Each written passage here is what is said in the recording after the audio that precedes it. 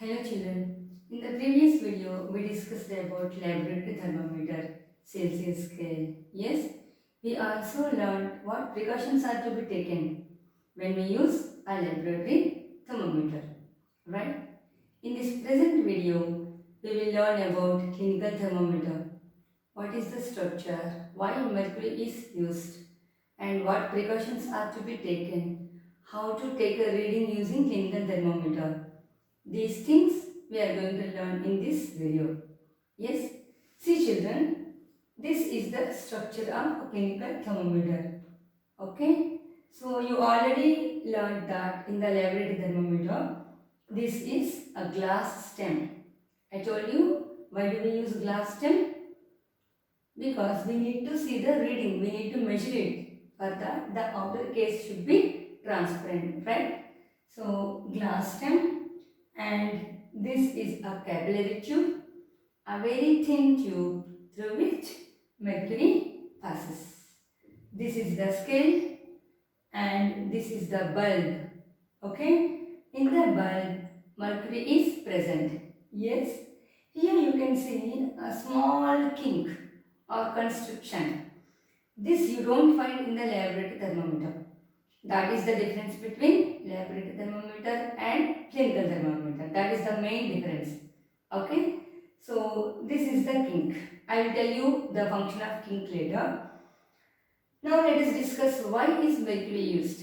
Why can't we use so many other liquids? Okay. There are some reasons.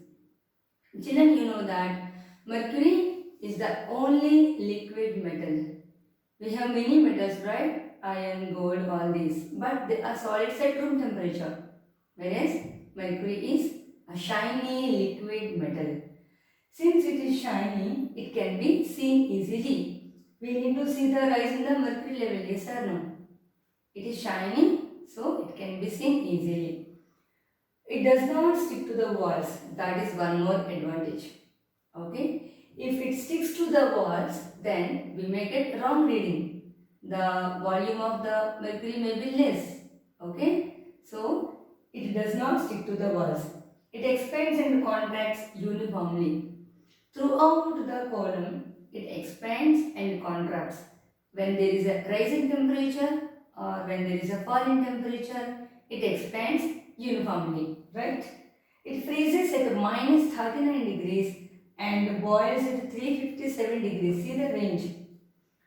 It can be used over a wide range. Okay. See minus 39 to 357. That is the reason mercury thermometers are very widely used. Okay. Now, how to measure temperature by using a clinical thermometer? Children, if you see normal scale, okay, you use for your math work, no? There you can see between two consecutive numbers, you will see 10 divisions. So, between two consecutive numbers, if I ask you what is the distance, you will say 1 centimeter. It has 10 divisions, 10 small divisions, right? So, each division denotes 1 millimeter. But in this case, you cannot see 10 divisions. Then, how can you exactly measure the temperature? Let's see now. Suppose you kept this, okay, you made this bulb touch a body. Say you want to use this clinical thermometer to measure your body temperature. So, this bulb has come in contact with your body. So, naturally, heat gets transferred from your body to this bulb. So, mercury starts expanding. Here there is no way. So mercury has only one way, this side.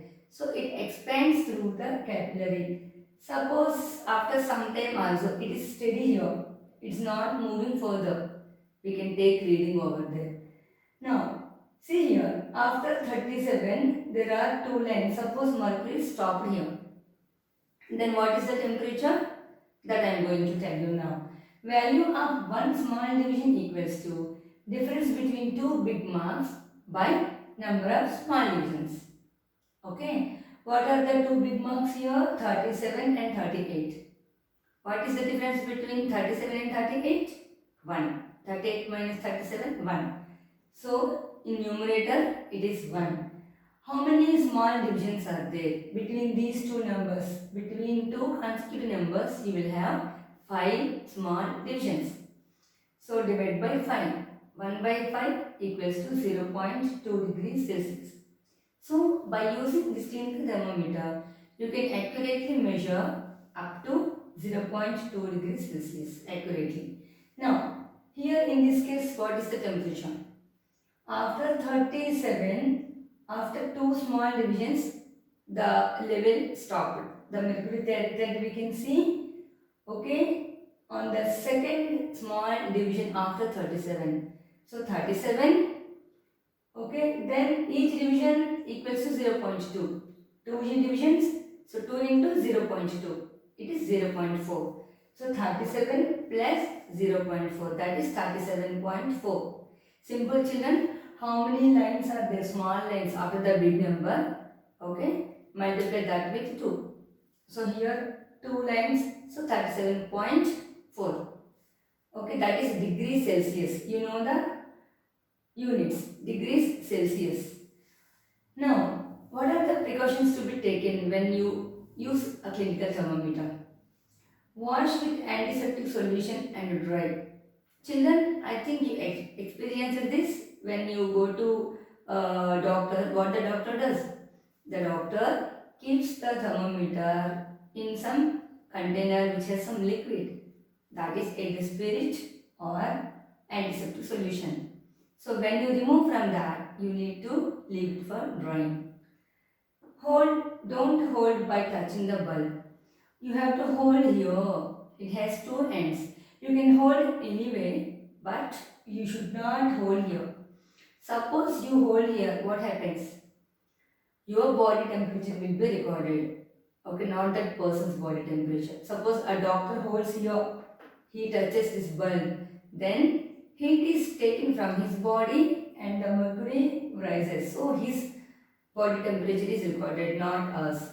So we should never hold the thermometer by touching the bulb. We should touch the other end. We should hold the other end, right? Give jerk if level is above 35 degrees Celsius. Suppose if the mercury level is already below 35 degrees Celsius, you can directly use it.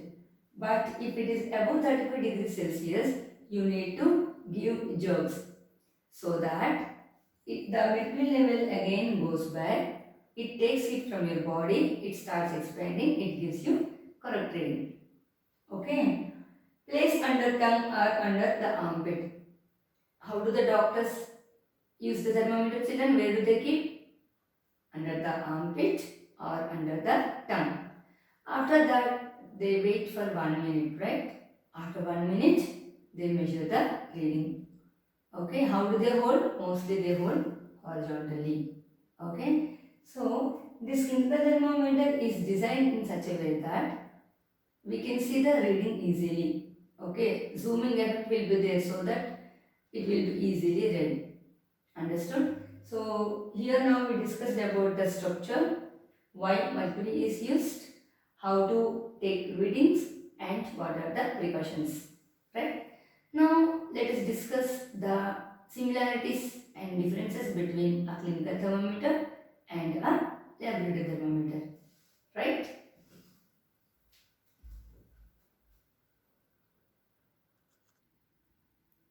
Now let's discuss the differences between laboratory thermometer and a clinical thermometer.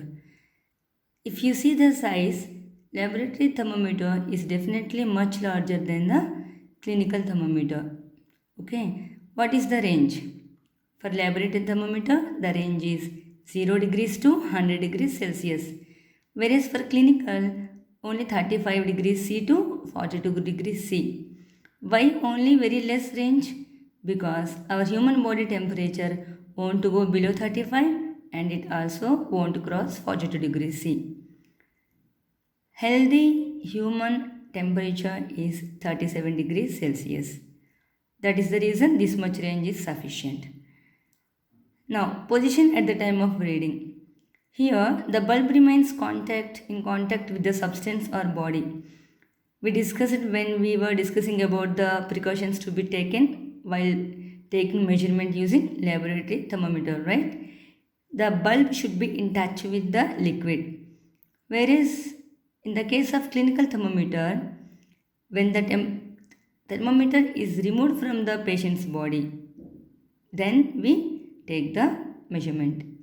So it is read after removing away from the body. When it is in the body, we can't take reading. Imagine a patient has thermometer under his in his mouth, under his tongue. Can we take reading? No. That is the difference. Now let us see the design of the body. Laboratory thermometer is simply cylindrical. Okay. Whereas clinical thermometer, how it is designed, let us see.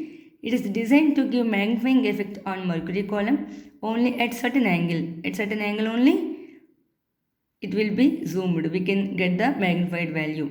Means the reading can be taken very easily. Design of capillary. In this case, straight. Whereas in the case of clinical thermometer, it has a kink or constriction. The reason for having kink or constriction is the mercury doesn't go back. This is very important, children. In the case of clinical thermometer, we have kink. So, when the doctor takes it away from the patient's body, it won't go back easily. The mercury level won't go back easily. He can easily read it. But in the case of laboratory thermometer, if you take it out from the liquid, the mercury level suddenly falls down. So we will get wrong reading.